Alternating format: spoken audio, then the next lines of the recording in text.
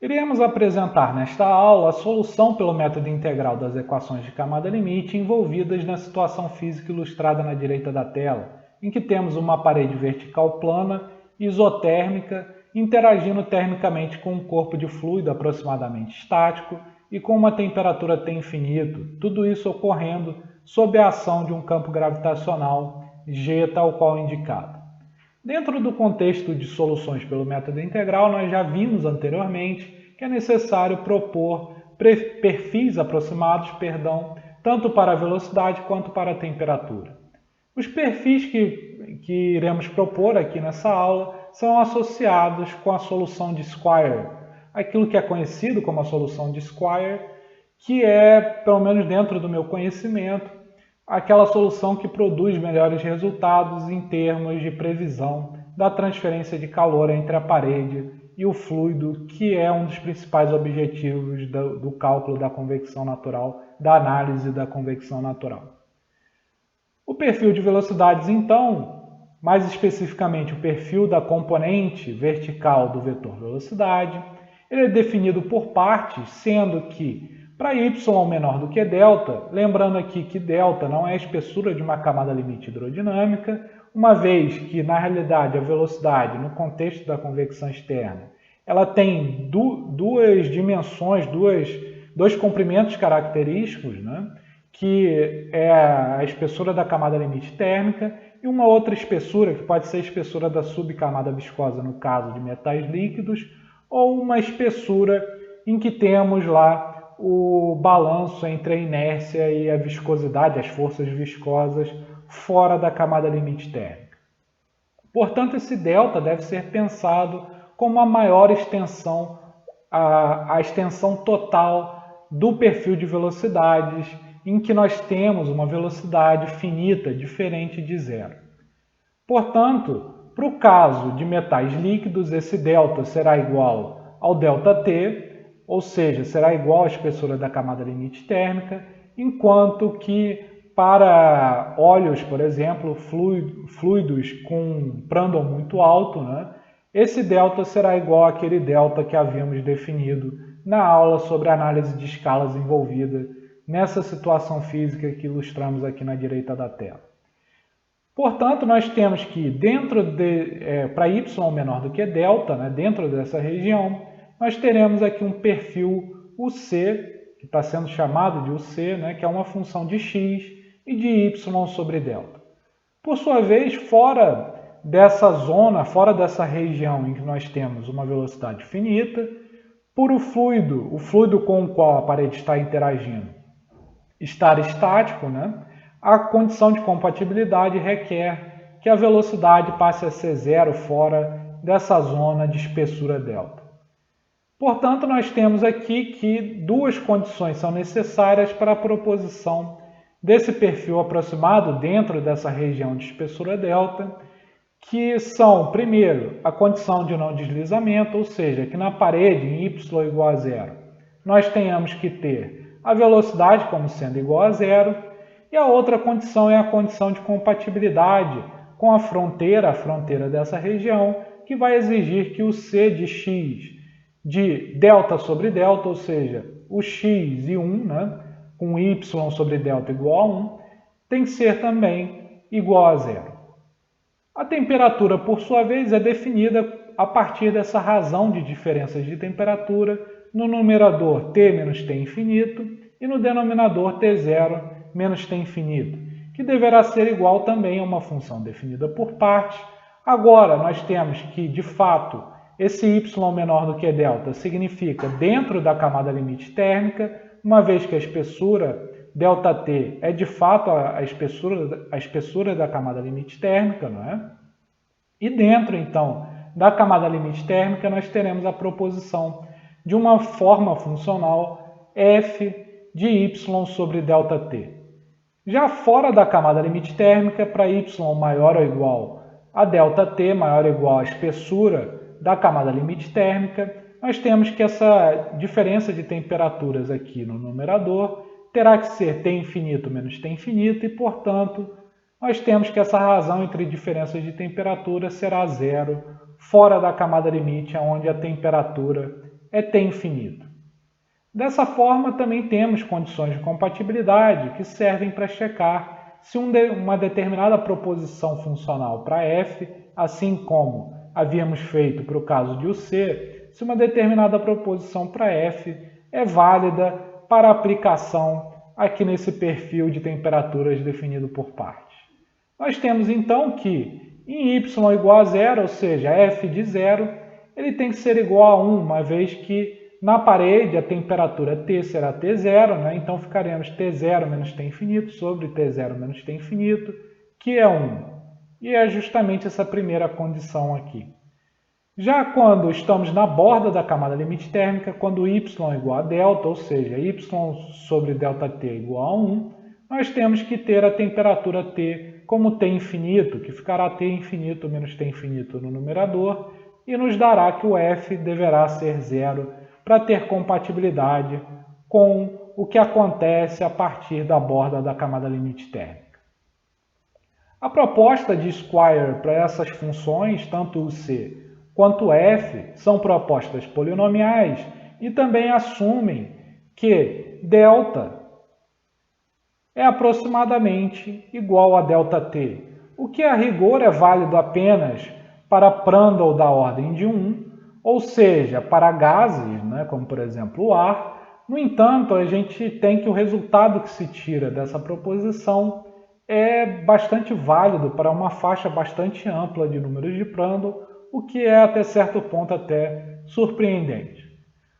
Mas a proposição, então, polinomial leva ao seguinte resultado. No caso aqui da velocidade se propõe um perfil de grau 3, perfil polinomial de grau 3, que nos leva que o C será igual a uma função que multiplica, uma amplitude que multiplica esse polinômio de grau 3, que é resultante ali.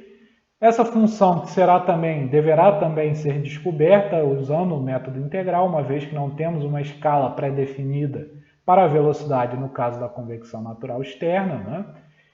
Portanto, é o U0, que é uma função de x, uma função geral de x, que iremos determinar mais à frente, multiplicado por y sobre ΔT, multiplicado por 1 menos y sobre ΔT elevado ao quadrado.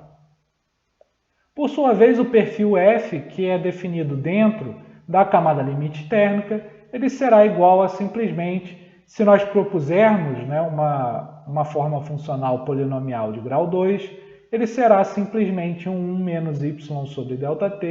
elevado ao quadrado.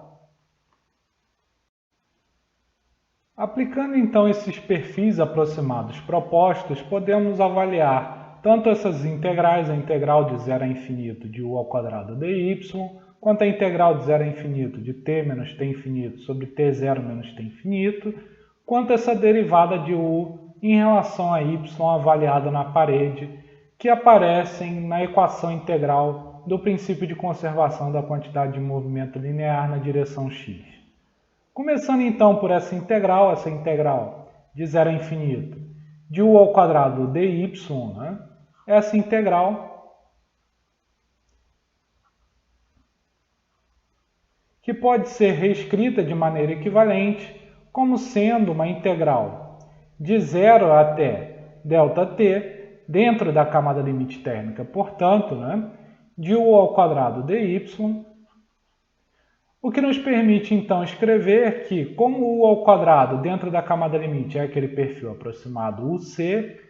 e também mudando aqui as variáveis de integração, nós podemos escrever então que o zero de x elevado ao quadrado multiplicado por ΔT vezes a integral de 0 até 1 de y sobre ΔT multiplicado por 1 menos y sobre ΔT elevado ao quadrado integrado ao longo de y sobre ΔT é equivalente a essa integral de 0 a infinito de u ao quadrado dy, pelo menos dado o perfil aproximado que havíamos proposto. Vocês podem fazer essa integração aqui e vão descobrir que ela dá 1 sobre 105, portanto, permitindo que escrevamos o zero de x vezes ΔT elevado ao quadrado sobre 105, como sendo o resultado dessa integral de 0 a infinito de u ao quadrado dy. Passando agora, então, para esse termo, menos ni vezes a derivada de u em relação a y avaliado na parede, nós temos que menos ni vezes a derivada de u em relação a y avaliado na parede, né? Que é igual, de maneira equivalente, nós podemos escrever, então, essa derivada aqui nós podemos mudar a variável dessa derivada, né? E nós podemos também empregar o perfil aproximado, que será também o UC, uma vez que estamos falando dessa derivada avaliada na parede, que nos permite então escrever que será ni vezes u0, que é uma função de x, dividido por ΔT, multiplicado pela derivada ao longo de y sobre ΔT,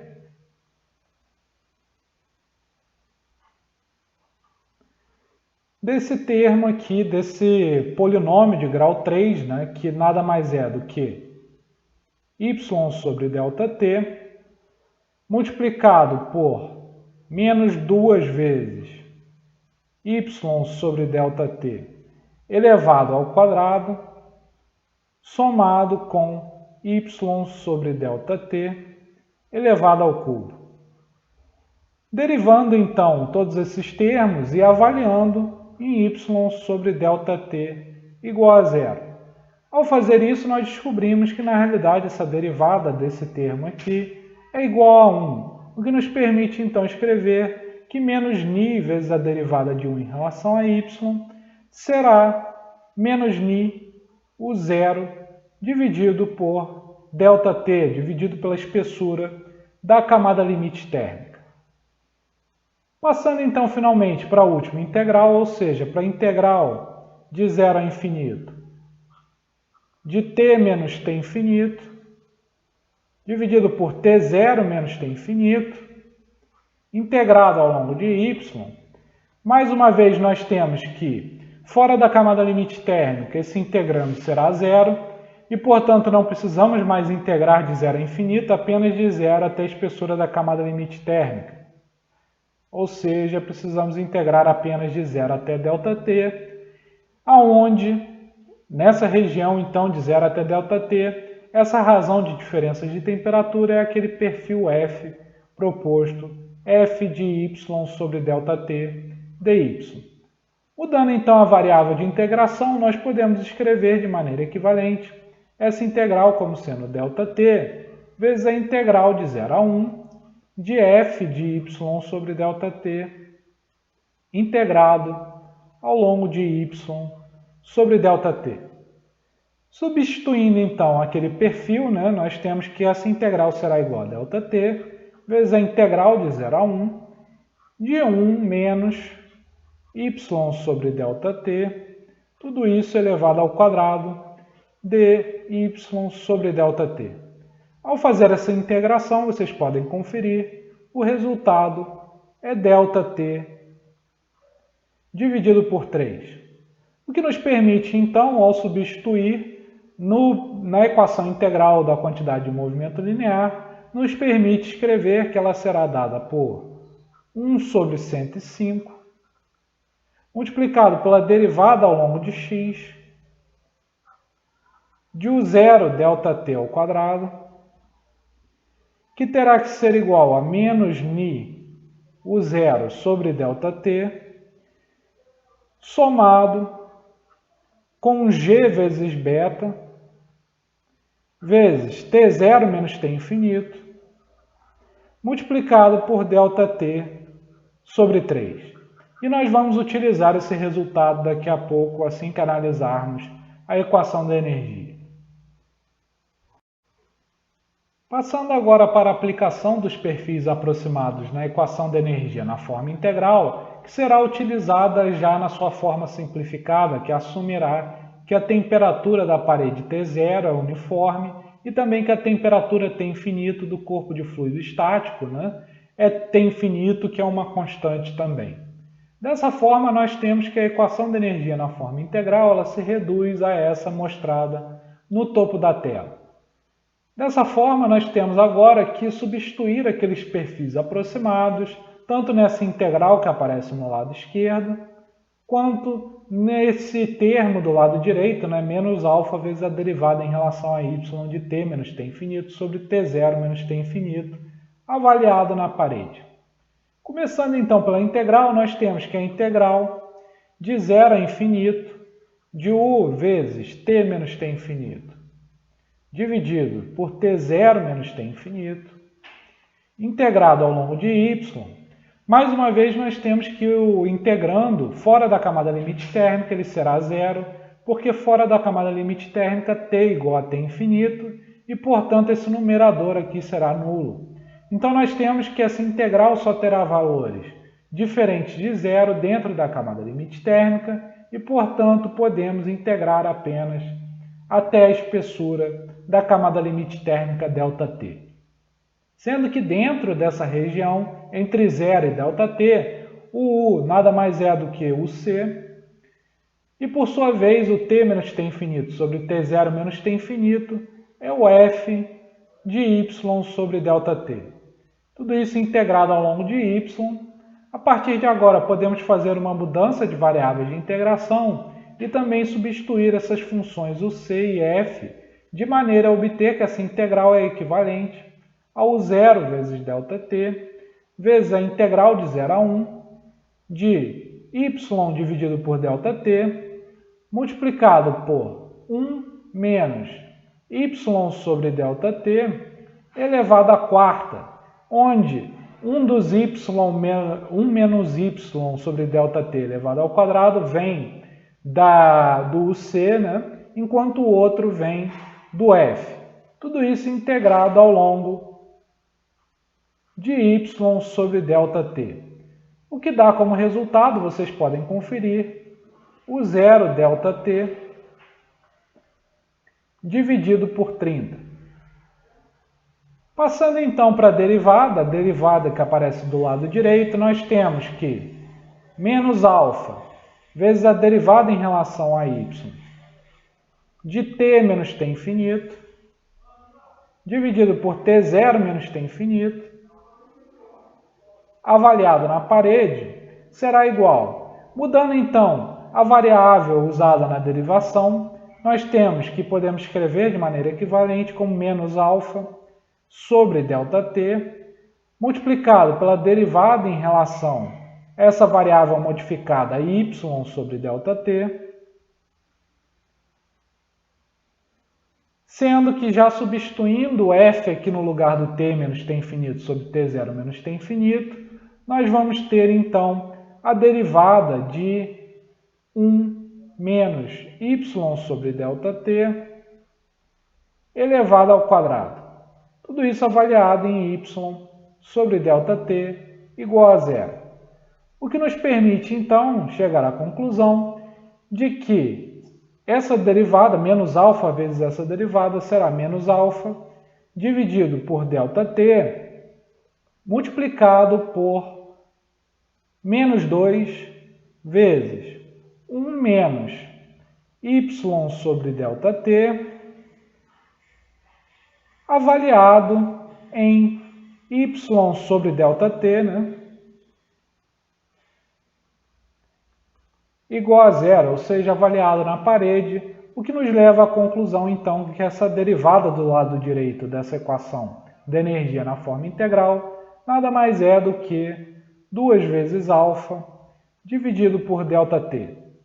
o que nos permite, finalmente, escrever a forma integral da equação da energia para esses perfis aproximados como sendo 1 sobre 30 vezes a derivada ao longo de x de o zero vezes ΔT, que terá que ser igual, por sua vez, né, a 2 vezes alfa dividido por ΔT. Tendo como ponto de partida as equações integrais, tanto da quantidade de movimento linear quanto da energia, já levando em consideração os perfis aproximados tanto de velocidade quanto de temperatura, que nós acabamos de obter e são repetidos aqui no topo dessa tela, nós temos agora que tentar resolvê-los tanto para o zero quanto para ΔT. Para fazer isso, vamos utilizar alguns resultados que vêm lá da análise de escalas que realizamos. Lá na análise de escalas, nós vimos que a componente vertical do vetor velocidade tinha uma escala que era de alguma forma proporcional a L elevado a meio, a raiz quadrada de L, que nada mais é do que a escala de x. Portanto, podemos pensar que o zero, de alguma forma, pode ser proporcional a x elevado a meio. Enquanto isso, a escala de ΔT, a escala da espessura da camada limite térmica, ela era de alguma forma proporcional a L elevado a 1/4, o que pode nos levar a propor que de alguma forma a espessura da camada limite térmica é proporcional a x elevado a 1/4. Portanto, é a partir dessa análise de escalas que faremos uma proposta de solução em que o zero será igual a uma constante vezes x elevado a meio, enquanto o ΔT, a espessura da camada limite térmica, será igual a uma outra constante vezes x elevado a 1/4. Substituindo então essas propostas na equação integral, começando pela equação integral da quantidade de movimento linear, nós podemos escrever que 1 sobre 105 vezes a derivada em relação a x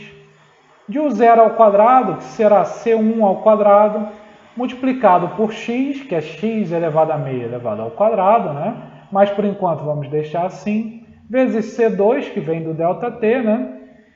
Vezes x elevado a 1 mais 1/4, que nada mais é do que 5/4, que terá que ser igual a menos ni, vezes o zero, que nada mais é do que c1 vezes x elevado a meio, dividido por ΔT, que é c2 vezes x elevado a 1/4. Portanto, sobrará aqui o x elevado a meio menos 1/4, que é 1/4. Somado, por sua vez, com g vezes beta vezes t0 menos t infinito, multiplicado por c2x elevado a 1/4.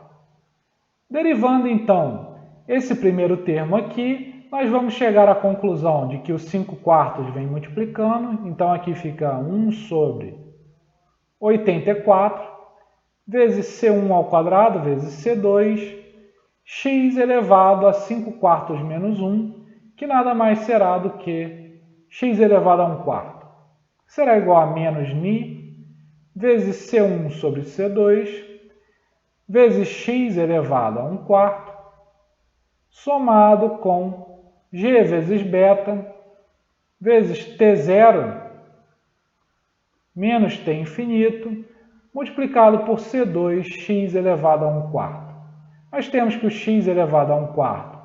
pode ser cortado de todos esses termos aqui, e nós ficamos então com uma equação que nós iremos deixar assim, c1 ao quadrado, c2 dividido por 84 é igual a menos ni c1 sobre c2 somado com g beta t0 menos t infinito multiplicado por c2. Passando agora para a análise da equação integral da energia, nós temos que ela será dada por 1 sobre 30 vezes a derivada ao longo de x de u zero vezes ΔT, que nada mais será do que c1 vezes x elevado a meio, né? Vezes c2, x elevado a 1/4. Então, nós teremos que será c1 vezes c2 vezes x elevado a meio mais 1/4, sendo que meio mais 1/4 é 3/4. Que terá que ser igual, por sua vez, a 2 vezes alfa, dividido por ΔT, que nada mais é do que c2 vezes x elevado a 1/4, que passando para o numerador fica x elevado a menos 1/4. Derivando então o lado esquerdo, nós vamos chegar à conclusão de que ficamos ali com 1 sobre 40, multiplicado por c1 vezes c2, multiplicado por x elevado a 3/4 menos 1, x elevado a menos 1/4, que terá que ser igual, por sua vez, a 2 vezes alfa, né, dividido por C2, x elevado a menos 1/4 também. Portanto, podemos cortar o x elevado a menos 1/4 e rearranjar de forma a obter a segunda equação, que será C1 vezes C2 elevado ao quadrado, né, dividido por 80, que terá que ser igual a alfa. E essa é a segunda equação que iremos utilizar e agora devemos resolver para C1 e C2. Para completar a solução, devemos agora resolver esse sistema não linear em termos de C1 e C2. Vamos começar então multiplicando todos os termos dessa segunda equação por C2, o que nos leva à conclusão de que C1 vezes C1 vezes C2 elevado ao quadrado, dividido por 84, terá que ser igual a menos νC1, somado com G, beta, T0 menos T infinito, multiplicado por C2 ao quadrado dividido por 3. Já essa equação aqui será tanto usada nessa forma que já está mostrada, quanto numa forma que isola o C2 ao quadrado do lado esquerdo, que vamos poder escrever como C2 ao quadrado é igual a 80 alfa dividido por C1. Combinando então as duas equações, nós podemos escrever que C1 vezes 80 sobre 84 multiplicado por alfa, né, terá que ser igual a menos νC1 somado com G vezes beta vezes T0 menos T infinito, multiplicado por C2 ao quadrado, que é 80 alfa sobre C1, né, então vamos ficar 80 terços alfa sobre C1. Multiplicando então todos os termos dessa equação que acabamos de obter por C1 sobre alfa, nós obtemos então que, ao passar esse termo para o lado esquerdo e simplificando essa fração, vamos ter 20 no numerador e 21 no denominador, nós poderemos escrever então que 20 dividido por 21 somado com Prandtl, que é ni sobre alfa, né, multiplicado por C1 elevado ao quadrado, tem que ser igual a 80 terços, né? 80 terços de G vezes beta vezes T0 menos T infinito.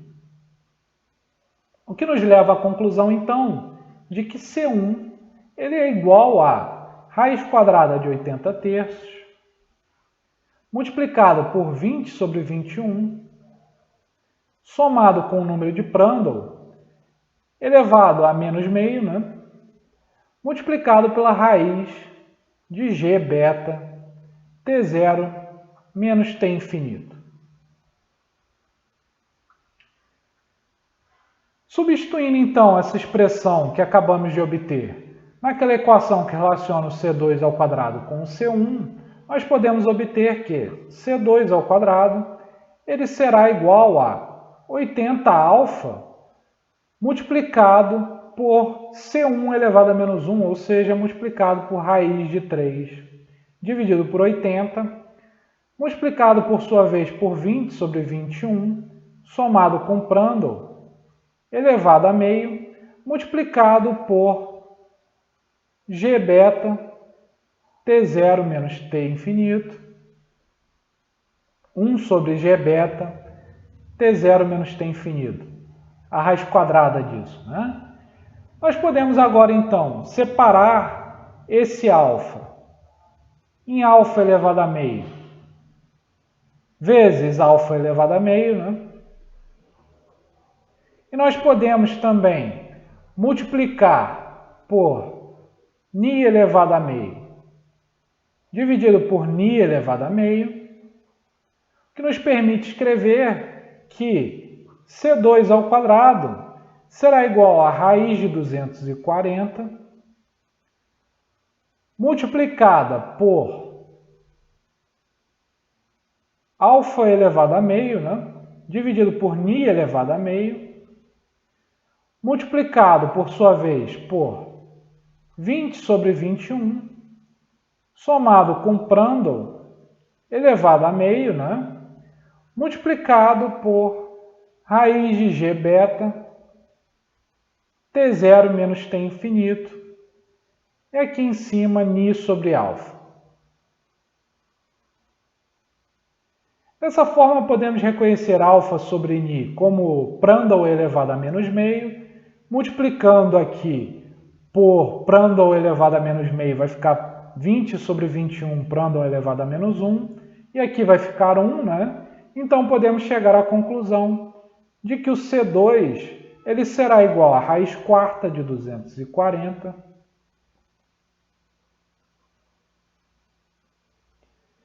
vezes 20 sobre 21 Prandtl elevado a menos 1, somado com 1, elevado a 1 quarto agora, né? Vezes g beta T0 menos T infinito no denominador. No numerador, ni sobre alfa, elevado também a 1 quarto.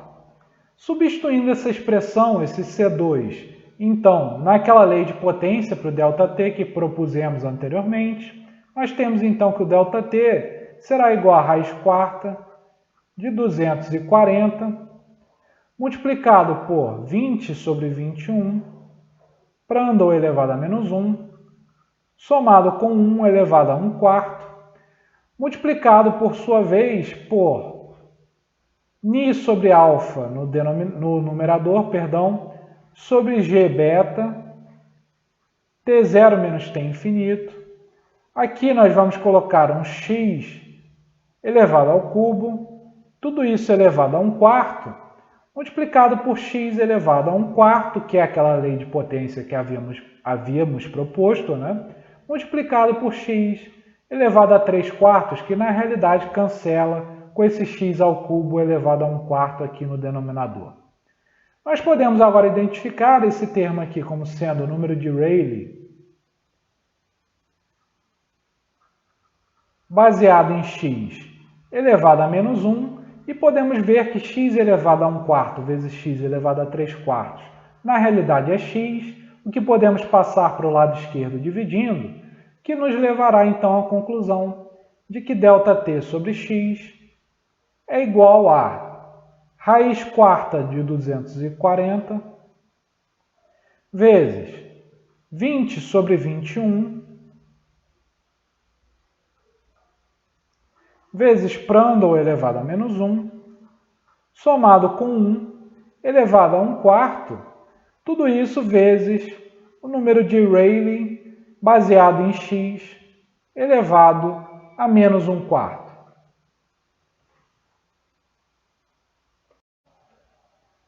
Vamos agora determinar o número de Nusselt, o Nusselt baseado em x, que é igual ao produto do coeficiente de transferência de calor pela coordenada x dividido pela condutividade térmica K, o que pode ser escrito de maneira equivalente como x sobre K multiplicado pela definição do coeficiente de transferência de calor, que é menos K vezes o gradiente de temperaturas avaliado na parede,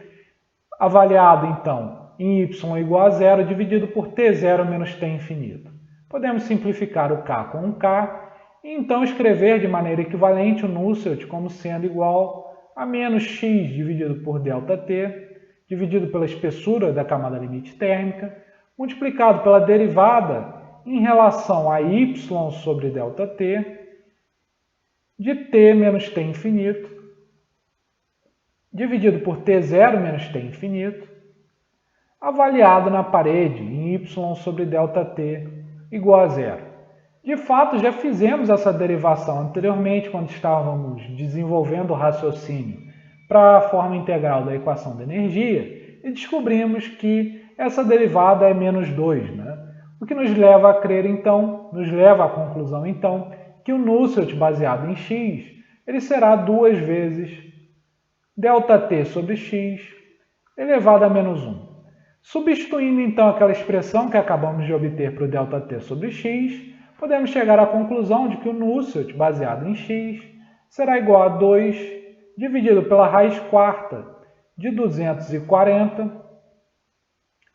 multiplicado por 20 sobre 21, vezes Prandtl elevado a menos 1, somado com 1, elevado a menos 1 quarto, multiplicado por Rayleigh, o número de Rayleigh, elevado a 1 quarto. O que em termos numéricos nos permite dizer que o Nusselt baseado em x é aproximadamente igual a 0,508, multiplicado por 20 sobre 21, multiplicado por Prandtl elevado a menos 1, somado com 1, elevado a menos 1 quarto, vezes o número de Rayleigh elevado a 1 quarto. Vamos agora determinar uma relação, uma correlação para o número de Nusselt médio. Mas antes disso, devemos determinar qual é o H médio, uma vez que o Nusselt médio ele é definido pelo produto do coeficiente de transferência de calor médio, pelo comprimento da placa vertical, dividido pela condutividade térmica. Antes de determinar esse coeficiente de transferência de calor médio, devemos reconhecer que o H, esse coeficiente de transferência de calor local, ele é proporcional a uma lei de potência de x, sendo que o expoente será o Nusselt, nada mais é do que H vezes x, Portanto, o H será igual à expressão do número de Nusselt dividido por x multiplicado por k, mas o que importa é que é dividido por x, E no lado direito da expressão do Nusselt, nós temos o Rayleigh baseado em x elevado a 1 quarto, o que tem uma proporcionalidade, é proporcional a x elevado ao cubo, que está dentro do número de Rayleigh, elevado a 1 quarto, que nos leva então à conclusão de que esse termo aqui é proporcional a x elevado a 3 quartos. Portanto, quando passarmos o x dividindo para obter o h, nós ficaremos com x elevado a 3 quartos dividido por x, ou seja, o h é proporcional a x elevado a menos 1 quarto. De análises anteriores, nós vimos que uma quantidade média de uma lei de potência podia ser determinada avaliando essa quantidade no fim da placa, ou seja, em x igual a L, dividido por 1, somado com o expoente, que é menos 1 quarto. O que nos permite, então, chegar à conclusão de que o coeficiente de transferência de calor médio será igual a 1 menos 1 quarto é 3 quartos, Então, nós temos aqui que será igual a 4 terços do H, do coeficiente de transferência de calor, avaliado no fim da placa em x igual a L. Substituindo então essa expressão aqui, nós vamos ter que o Nusselt médio ele será igual a L sobre K multiplicado por 4 terços do H avaliado em x igual a L. Sendo que o H avaliado em x igual a L vezes L sobre K, ele nada mais é do que o Nusselt avaliado no fim da placa. Portanto, nós temos que o Nusselt médio ele será igual a 4 terços do Nusselt avaliado no fim da placa, avaliado no comprimento da placa, no comprimento L. O que nos permite, então, chegar à conclusão de que o Nusselt médio, para essa situação, será dado por 0,677,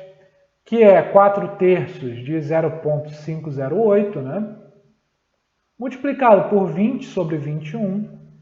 vezes Prandtl elevado a menos 1, somado com 1 elevado a menos 1 quarto, multiplicado por Rayleigh, baseado no comprimento da placa, elevado a 1 quarto. E essas são as expressões para o Nusselt local e para o Nusselt médio, para essa situação da placa vertical em situação de convecção externa, tal qual avaliada pelo método integral de Squire.